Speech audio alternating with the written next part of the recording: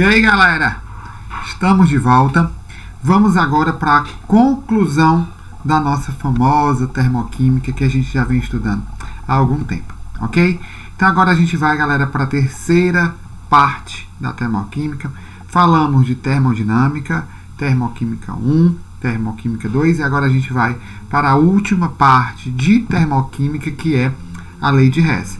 Falamos das reações endotérmicas, reações exotérmicas, libera calor, absorve calor, ΔH positivo, ΔH negativo, ok? Agora a gente vai para a última parte. Lembrando a vocês que lei de Hess é a parte que é mais cobrada nos vestibulares, ok? Então, lei de Hess caiu 4 anos seguidos no Enem, ok? Por quê? Porque é um conteúdo de termoquímica mais cobrado. Então, de tudo aquilo que a gente viu de termoquímica, lei de Hess é o conteúdo mais explorado, ok? É difícil? Não, vou mostrar a vocês que é bem simples, lei de Hess. Vamos lá. Primeiramente, galera, vamos lembrar um pouco da equação termoquímica, né? Na equação termoquímica, o que é que eu tenho que mostrar? Né? O que é necessário e obrigatório estar presente nas equações termoquímicas? Primeiramente, a variação da entalpia, né? O ΔH tem que ser representado na equação termoquímica. Também temos que mostrar o estado físico das substâncias, se está no estado sólido, líquido ou gasoso. Como a gente consegue ver, nós temos hidrogênio gasoso, oxigênio gasoso, água na forma líquida. Então, o estado físico das substâncias ele tem que estar sendo representado. E a gente também não pode esquecer de verificar se na nossa equação termoquímica está mostrando as condições de temperatura e pressão, ok? Então, eu tenho que estar dizendo qual é a temperatura e qual é a pressão que essa reação está acontecendo, ok? Então, aí, essa equação está nas condições ambiente. Quais são as condições ambiente? Temperatura de 25 graus Celsius e a pressão de 1 atm, ok? Então, o ΔH tem que ser representado, o estado físico das substâncias tem que ser mostrado e também as condições de temperatura e pressão. Aí a gente vai para algumas operações que a gente pode fazer nas equações termoquímicas, ok? Nós temos aí essa seguinte reação. O nitrogênio reagindo com o hidrogênio, produzindo amônia. E eu tenho um ΔH de 22 quilocalorias. ΔH 22, reação exotérmica, liberou o calor para o meio externo. O que é que eu posso fazer? Eu estou vendo que essa reação, no sentido direto, nesse sentido de nitrogênio com hidrogênio produzindo amônia, é uma reação exotérmica, uma reação que liberou calor. O que é que a gente pode fazer? A gente pode inverter. Como assim? Se nesse sentido ela é exotérmica, quando eu inverter, ela vai se transformar em endotérmica. Então, o que foi que a gente fez? O reagente se transformou em produto. O produto se transformou em reagente. Então, o meu reagente, que era o N2 e o H2, se transformou em produto. O meu reagente agora era, antigamente, o meu produto. Então, o produto se transformou em reagente, o reagente se transformou em produto. O que foi que eu fiz? Eu inverti. A partir do momento em que eu inverti a ordem da minha reação, o que foi que eu fiz com o meu ΔH? Eu também inverti o valor do ΔH, ok? Então, se a minha reação, nesse sentido, ela é exotérmica, ela libera calor, no sentido inverso, quando eu inverter, ela vai ser endotérmica, ela está agora absorvendo calor. Então, sentido direto, endo. Quando eu inverti, ela se tornou exo. Então, isso a gente pode fazer nas nossas reações termoquímicas, ok? Lembrando sempre, se eu inverter a ordem, eu tenho que inverter o sinal do ΔH. Outra coisa que a gente pode fazer é multiplicar ou dividir as equações termoquímicas. Aqui eu tenho um nitrogênio reagindo com 3 hidrogênios, produzindo 2 amônio. Eu posso multiplicar quantas vezes eu quiser, mas eu não posso esquecer de multiplicar o valor do ΔH. Como assim, Renato? Eu tenho um nitrogênio, agora eu já tenho 3. Então, o que foi que eu fiz da primeira equação para a segunda equação? Eu multipliquei por 3, ok? Então, eu tenho um nitrogênio, agora eu vou ter 3 nitrogênios, mais 3 hidrogênio. Quando eu multipliquei por 3, ficou 9 hidrogênios. Produzia 2 amônia, agora está produzindo quanto? 6 amônia. Como eu aumentei a quantidade de materiais, a quantidade de energia liberada também tem que aumentar. Então, dessa primeira equação para a minha segunda equação, o que foi que eu fiz? Eu multipliquei por 3. Se eu multipliquei por 3, o meu ΔH também foi multiplicado por 3. Ok? Renato, eu posso multiplicar por 10? Pode multiplicar por 10. O ΔH também vai ter que ser multiplicado por 10, sempre mantendo o mesmo padrão. Então, eu posso multiplicar ou dividir as equações termoquímicas quantas vezes você quiser. Ok? E a próxima operação que a gente pode fazer é a soma. Eu posso somar várias equações termoquímicas. Como assim? Aqui a gente tem que ter só uma atenção que é a visualização. Eu tenho duas equações termoquímicas, a primeira e a segunda, e eu vou somar duas. Pode fazer isso? Pode. Só tenho que observar o quê? As minhas quantidades em reagente e as quantidades em produto. O que é que eu tenho em comum aí? Eu tenho 2NO2 no meu reagente, 2NO2 no meu produto. Olha aí, quantidades iguais. 2 no reagente, 2 no produto. O que é que a gente faz? Cancela.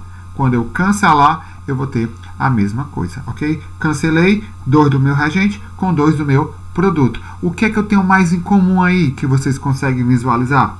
Nós temos 2 oxigênio no meu reagente e 1 oxigênio no meu produto. Então, aqui eu tenho que prestar atenção. Pode cancelar? Pode, ok? Só que vai sobrar 1 oxigênio lá no meu reagente, ok? Então, fazendo o cancelamento, eu cancelei 2 oxigênio do reagente, cancelei com 2NO2 no meu produto. 2NO2 reagente, 2NO2 produto. Cancelei, perfeito. E eu também vou cancelar o O2. 2O2 no reagente, cancelei com 1O2 do meu produto. Então, o que é que vai sobrar? Vai sobrar 1O2 no meu reagente. O que é a minha reação global? O que foi que sobrou da minha equação? No meu reagente, a gente consegue ver que sobrou, no reagente, sobrou um N2. Então, aqui, N2 desceu, ele sobrou. O que é que eu tenho mais antes da seta? O O2. Eu tinha 2O2, cancelei com 1O2, então restou somente 1O2. E lá no meu produto, eu tenho o 2NO. Ok? Então, 2NO foi o que restou no meu produto. E o que é que aconteceu com o ΔH? Eu não somei as reações. Se eu somei as reações, e também eu vou somar o meu ΔH. Então, 113 mais 66, 179 kJ. Ok? Então, isso a gente pode fazer quantas vezes quiser. Ok? Só prestar atenção no cancelamento de substâncias que tenham a mesma estrutura. Ok? Isso que a gente acabou de fazer é o princípio da lei de Hess. Lei de Hess, eu posso inverter a reação, eu posso multiplicar, eu posso dividir, e no final sempre eu vou somar. Mas por que isso acontece? Porque as reações, elas não acontecem, muitas reações termoquímicas, elas não acontecem em um único sentido, em um único caminho. Ela precisa de várias etapas para acontecer. Como assim? Eu coloquei para vocês. Eu tenho carbono grafite mais o O2, convertendo-se em CO2. O ΔH disso, 393,3. Mas para ela acontecer nesse sentido direto, ela precisa de etapas intermediárias. Uma etapa intermediária, carbono grafite reagindo com O2, produzindo CO mais o meio de O2. Essa reação, nesse sentido, ela libera 110,3 kJ. E essa reação, ela também se processa no outro sentido para me chegar no meu produto final. Então, eu tenho CO mais um meio de O2, produzindo CO2, libera também 283. Então, o que foi que aconteceu? Várias etapas para me chegar a uma reação direta. Então, o que foi que eu consigo observar? Eu vou somar para me chegar no ΔH lá da minha reação, que é esse ΔH aqui, eu tenho que somar os deltas das etapas intermediárias. Então, eu somando 110,3 com 283, vai chegar no meu ΔH da minha reação geral, que é 393,3, ok? Então, essas observações, por esses caminhos que as reações termoquímicas acontecem, ela foi observada por quem? Henri Hess. Por isso que nós chamamos ela de lei de Hess, ok? Então a lei de Hess são várias etapas, as várias etapas que as reações termoquímicas elas podem acontecer. Para me chegar na etapa final, na minha reação global, aí eu tenho que fazer várias alterações nas minhas reações termoquímicas. Eu posso inverter, eu posso multiplicar, eu posso dividir. Então, várias coisas eu posso fazer nas minhas reações termoquímicas para me chegar na minha reação global, na minha reação geral. Ok? Então, isso é o que está sendo cobrado bastante no Enem. Vamos resolver agora uma questão para vocês verem como é que é cobrado. A questão fala: escreva a equação de combustão do etanol, reação de combustão, então o etanol mais oxigênio, ok? Devidamente balanceada, vamos fazer o balanceamento e eu vou calcular qual é o calor da combustão. Então, qual é o valor do ΔH a partir dessas três reações. Então, eu tenho três reações intermediárias, eu tenho três etapas, e eu tenho que juntar essas três e chegar na equação de combustão do etanol. Como é que ficaria? Vamos colocar aqui a combustão do etanol. Eu tenho o etanol, C2H5OH, reagindo com o oxigênio, ok? Produzindo gás carbônico e água. É a reação de combustão completa, ok? Vamos balancear. Eu tenho dois carbonos, perfeito. Hidrogênio, 5 com mais um, 6. 3 vezes 2, 6. Hidrogênio, ok. Oxigênio, 1, 3 vezes 2, 6. 1 mais 6, 7.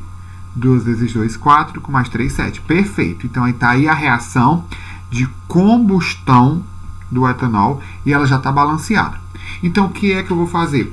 A partir da minha reação, eu tenho três reações intermediárias e eu vou ter que mexer nessas três reações para me chegar nessa reação aí. O que é que eu vou fazer? Vou observar. Da primeira reação, o que é que eu preciso para me chegar aqui? Da primeira reação, a única coisa que tem em comum é o CO2. Então, o CO2 aqui, ó, eu tenho um CO2. Na minha reação, também tem CO2, só que eu tenho 2 CO2. Então, eu já sei que, ó, CO2 está no produto, o CO2 também está no produto. Mas só que a quantidade não é a mesma. O que é que eu vou ter que fazer? Eu vou ter que multiplicar por 2. Então, a gente vai multiplicar toda a primeira equação por 2. Então, 2 carbono sólido, 2 carbono sólido. 1 O2, 2 O2.